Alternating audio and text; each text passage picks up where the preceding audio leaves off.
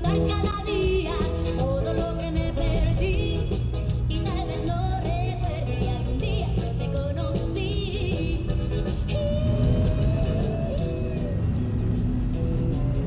In many ways, the deception is part of the shock. It's deceiving to look down Broadway and call this city lost. It may not look familiar even to most Southern Californians, but how can anywhere this busy be lost?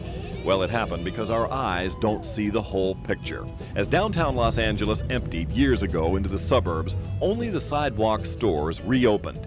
From that point upward, nothing happened. And the key to discovering the lost city is to look up. The old Union Bank and Trust building at 8th and Hill Streets still shows the massive doorway of a bank, but the old lobby is now cut into little shops. They're nondescript at first, but above the old stone floors, 25 feet above, is a marvel of lost LA. In 1914, the Union Bank and Trust installed one of the most elaborate hand-painted ceilings the city had ever seen. It died with the bank in the 1960s, but above the cobwebbed, abandoned portions of the lobby, it's still there, with huge lighting fixtures, even the name of Casper Cohn, the bank's founder, still in place. When Logan and E.J. Reese wanted to relocate Octane, their rock and roll jewelry business, they looked into this bank.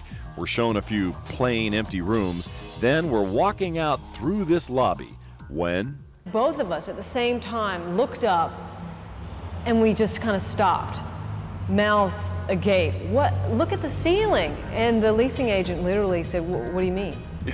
Like, I don't get it. And so we just shut up.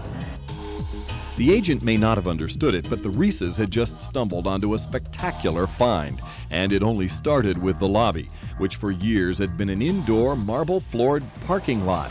After leasing it, Logan asked what was downstairs. They wouldn't let me even near the basement. They wouldn't let me go down the stairs. They just said it's full of trash. You don't want to go down there. There's snakes and rats and bugs and, just forget about it. But that's when Logan Reese pulled down a portion of his office wall. We bashed through it and saw, stairs and railings, and I was like, oh God, here we go. This is going to be great. Marble walls. Marble walls, marble staircase, bronze railing. I mean, my jaw was on the floor at this point. I was like, okay, what's next? Just shocked that this was yeah, you see them, then it's revealed. steel marble floors, and I saw the borders here, and then white marble walls. Logan was stunned to find thousands of square feet of underground bank. It was soaked in water and mold right on top of the marble. He got it all cleaned up, but it is a massive space full of huge vaults, smaller vaults, safety deposit boxes. Combined with the outrageous ceiling up in the lobby, it all represents an abandoned and lost corner of the city. The Union Bank building, Reese says, defies logic. I had no idea that Californians were as inept as they are. One of the premier cities on the planet. You can talk about New York, you can talk about Italy, Los Angeles, California. It's not exactly no one ever heard of the place. To walk into downtown LA and find this space available and is in a state that it was in, it blew my mind. It is incredible. There may be no city in America like this, and no place like Union Bank and Trust's old executive suites. 2 floors above that ceiling sits the bank's offices, untouched for decades. Look at this.